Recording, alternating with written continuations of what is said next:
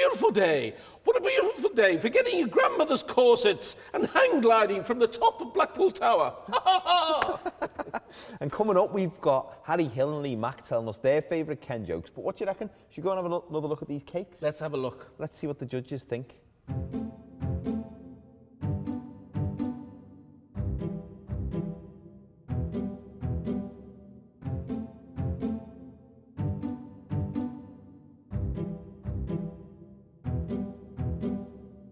Lady Anne and Chef Ellis are ready to judge. Oh, God. Dave, James, how are we doing? Dear You me. alright? Good afternoon, boys. Hi, lovely to see you, Dave. Well, they look good, don't they? Spectacular. Oh, aren't they amazing? I like the different, completely different, eh? They are, aren't they? Could Ken make a cake?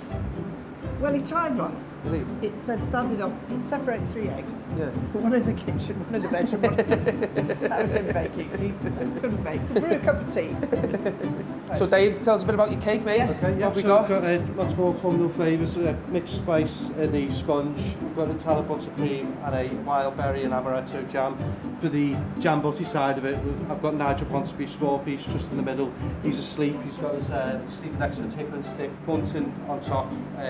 Obviously the party atmosphere, and it's got music notes. When I was doing research, I didn't realise that Ken was a pop star as well as a comedian. It's just, it's just to represent that side. And then they're real jam butties on top. That's the sponge that I've used for the cake itself. That's just obviously with the crust taken off and just cuts into the shape of wholemeal jam butties, because obviously Well, you've got to cut the crust off. You don't want curly hair, do you? Well, you've actually made the jam yourself. Yes, we made the jam. Look at him fast asleep. Look at the lovely colours. Do you want a big piece or a little piece? It seems such a joke to cut it. Get your laughing gear around that. So is that 2 sponges? It's the bottom's probably darker for the jam going through, so it's the same sponge. Nice sponge. Yes, lovely and light. Banging.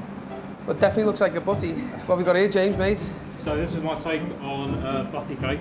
Now the two things for me was the bread and the jam. So I've just made a giant jam butty. Made a really light, airy vanilla sponge to represent my bread. Tried to make the crust look the same. Done a strawberry jam, quite classic. For me it has to be a red jam in a jam butty. Yeah. And then I tried to set a scene with the jam butty mind, the Diddy Men, the tickle stick, and obviously Mossy Ash. Tickle stick, I was going to pick you up on that. You called it a duster.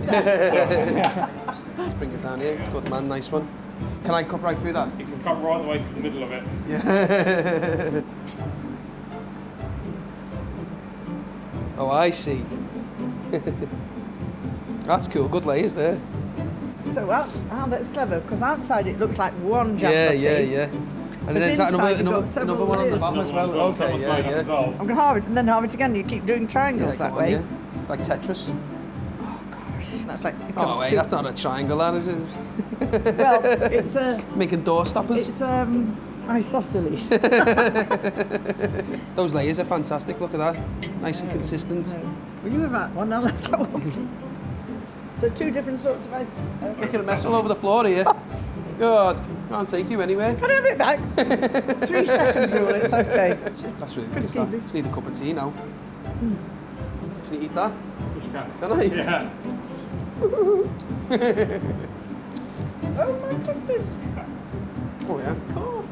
One more, then we'll talk about it, eh? I know.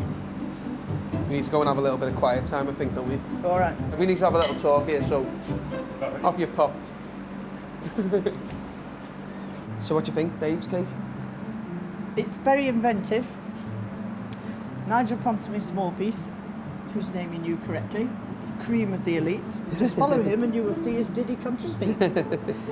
And the idea that they've mined the different bits of colour, you know, the jam was mined, and this is lovely, the idea of the bunting with words and music, so it brings the song elements out.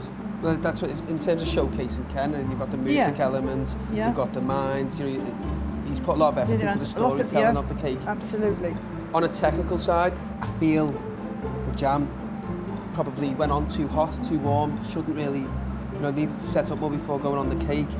I think the sponge is just missing a little bit of sweetness through the sponge.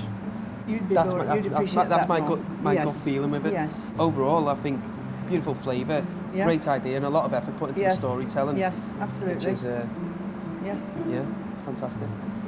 Number 2, James's. Number 2, at first you think, this is a simple cake, not as much effort. Yeah. Then you realise the layers and the buttercream, but each layer so neatly and Yeah, it's so precise, isn't they're it? not soaked into each other. And the taste is absolutely perfect. I could eat that cake, the cake part's to die for. I think in And terms the of taste- craftsmanship, I think it's a very well executed cake. It is, I think the it is. sponge inside is perfectly cooked, Yeah. nice and moist. Yeah, The yeah. jam's been put on perfectly. That could have quite easily, with the time they've had, gone left, right, and it's just gone Well, everywhere. You know that. Do you know what I mean? Do you mean it could have had a soggy It could have been on bottom? the... a bit like me. Hey, hang on. and the jam and everything. I know. You know the no, little but- diddy loaves. yeah, the diddy loaves. I love lovely. the effort. And And who's- Dicky Mint, of course, Dicky special Mint, Dicky yeah, Mint. yeah. And although he briefly said it was a duster, he did correct himself and call it a tickling stick, which is what it is. I think I know what you're thinking. Yeah. I think I know what you're thinking. Do you? Yes. Should we get them back in? Yes. Got a decision? Yes, Let's we go have again. got a decision. We have a decision. So James, fantastic cake, mate. Came in, thought it was going to be a lot simpler than what it was when I first looked at it. I was expecting 2 big chunky sponges, but no, cut it open, lovely layers, buttercream, jam, sponge perfectly cooked. The contrast with the cream and the jam was perfect. So yeah, well done. Dave, great effort, mate. Loved the story, what you put into the cake. You really told the story of the Diddy Men, you know, paying tribute to Ken, and then you've got the musical notes on there as well. Thought it was a lovely finishing touch. Perfect. For me, the cake was bob on. So the winner of the first Doddy's Day bake-off is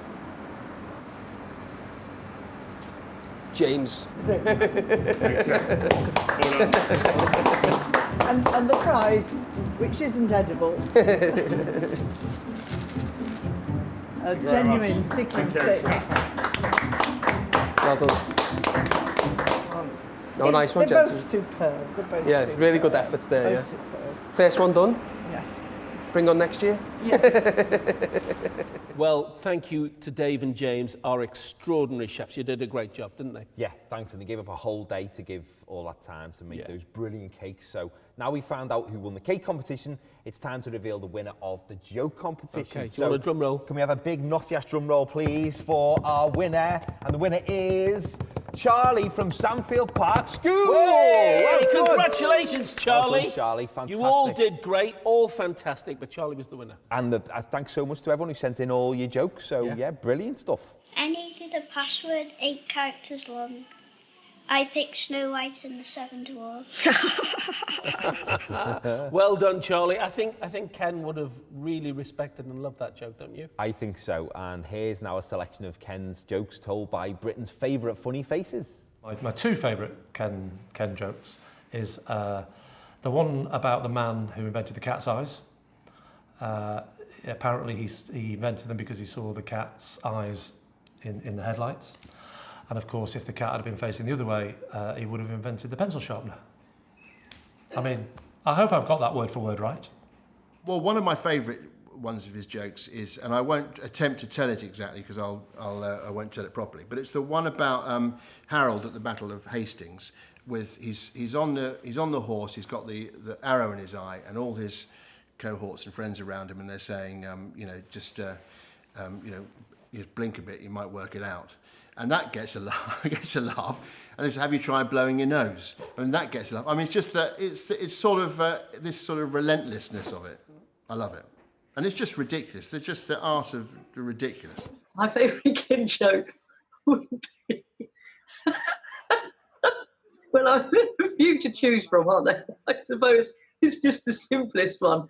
It's that when you wake up in the middle of the night and you want to know what the time is, you get a big bass drum, stick it out the window and bang it. And somebody will go, oh, the effing heck is that? Banging a big bass drum at 3 o'clock in the morning. There are so many great jokes that he had, from one-liners to little set pieces, even self-deprecation. And one of the great things he used to do was just throw it out there and let the audience work it out themselves. You know, one that springs to mind is I don't have to pay any inland revenue because I live by the sea. Duh. I knew you were going to ask me that. And no, the awful thing is, darling, I am this unfortunate being who's in our business and loves comedy more than anything in the world, who is unable to retain in her memory a joke of any bloody sort. It's appalling. I mean, I will laugh and I will think, I'm going to remember that one. Darling, if I wake the next morning and someone says, well, I can't remember. But that's rather nice because you see, then you can hear it again. I can't remember jokes. I couldn't remember one. If you told me one yesterday, I couldn't remember. Look, do you realise that when Ken told a joke, he told 1,000 jokes, and they went one after the other with no pause. You were gasping. You were laughing, but you were gasping. You were breathless. You were comatose practically with jokes. That's what he could do. I can't specify one particular one. You'd have to have a whole evening of them. There isn't one particular joke that he told. He told millions, and they're all dancing around, waiting to be told again. I'm a matinee idol, you know, and I do very little in the evenings as well. He wasn't crude, he wasn't, I mean, he was kind of saucy, a bit cheeky. I remember those little postcards that you used to get at the seaside. It was something like, I put some ice down me Auntie Nellie's nightie. How's that for a chest freezer? I mean, cheeky, boom, boom. And that's a classic gag, isn't it? You know, set up punchline. And my other one, you can't have a favourite Ken Dodd joke without it starting with "What a lovely day." So my favourite "What a lovely day" Ken Dodd joke is, "What a lovely day for sticking a cucumber through the letterbox and saying, 'Hello, madam, I think the Martians have landed.'" I don't think he added "Hello, madam." I think I may have added that. What a day of putting a kilt on, standing on your head and saying, "How's that for a shuttlecock?" Is that right? What a lovely day. I've just been told by Lady Anne Dodd that the actual wording is, "What a lovely day for going up to the vicarage, sticking..." No. What a day. What a day for sticking a cucumber through the letterbox and saying, the Martians have landed. What a lovely day for sticking a cucumber through the vicar's letterbox and saying, "Look out, the Martians have landed." Yeah. Oh, the Martians are coming. I mean, you've got even, for the dirty mind, you've got an extra joke there. Just think the Martians are coming. I love that. He got there in the end, didn't he? He did. That's the thing with the great joke is you can watch someone mess it up loads of times and it's still funny. Yeah, absolutely. Did you have a favourite Ken joke? I used to love it when Ken used to say, "A laugh is a noise that comes out of your mouth. Anywhere else, you're in real trouble." That's great. Hang on. You're in dead trouble. Dead trouble. That's fantastic. Lady Dodds, lovely to see you. Amazing. Thanks so much. We've been doing so much for Doddy Day. Do you think Ken would have enjoyed this show? I think he'd have been absolutely plumptious, discriminated with it, absolutely shattered hilarious. What a lot of effort everybody's put into it. All the comics have been on, all the contributions we've had from everybody. But I think the most important part is the laughter it's brought and it will bring as it goes out on social media. Would have been lovely as a theatre, but it's just wonderful. Yeah, he'd have been thrilled to bits. And you know the one thing? He's having the last laugh on us all, because normally he'd keep us 5 hours in the theatre. This time he's going to keep us waiting a whole year, another year. But it's all about laughter and the therapeutic value and the value of everybody being together and keeping cheerful. Yeah. And you brought so much laughter together with this tribute. It's just wonderful. I think it was Eric Sykes, wasn't it, who said, watching one Ken Dodd show is worth 6 months on the National Health. Amazing. And even at the age of 90, he was still going on stage, and people said, the doctor would say, "Don't you think you should take it a little easier?" But he went on stage, and the 2 or 3 different stage managers had said to me, he's getting ready at the side, and he's like this, and as soon as he walked on with his big drum, it's as if he lost 30 years. Wow. And it's true. Dr. Stage. Dr. Stage, absolutely, yes. And that's what Doddy Day is all about, celebrating happiness and the power of laughter. So what better way than to finish with the classic... Da, da, da, da, da. Happiness! Happiness! Happiness, the greatest gift that I possess. I thank the Lord that I've been blessed With more than my share of happiness. Here we go now. To me, this world is a wonderful place. I'm the luckiest human in the human race. I've got no silver and I've got no gold, But I've got happiness in my soul. happiness to me is the ocean tide, a sunset fading on the mountainside, A big old heaven full of stars above. Oh, and I'm in the arms of the one I love. Oh, happiness, happiness, the greatest gift that I possess. Oh, I thank the Lord that I've been blessed with more than my share of happiness. Happiness is the field of grain, turning its face into falling rain. I see it in the sunshine, breathe it in the air. Happiness, happiness everywhere. A wise old man told me one time, Happiness is the frame of mind. when you don't measure a man's success, Don't count money, count happiness. Oh, happiness, happiness, the greatest gift that I possess. I thank the Lord that I've been blessed with more of my share of happiness. Oh, NHS, NHS, the greatest gift that we possess. Oh, NHS, NHS, the greatest gift that we possess. We thank the Lord that we've been blessed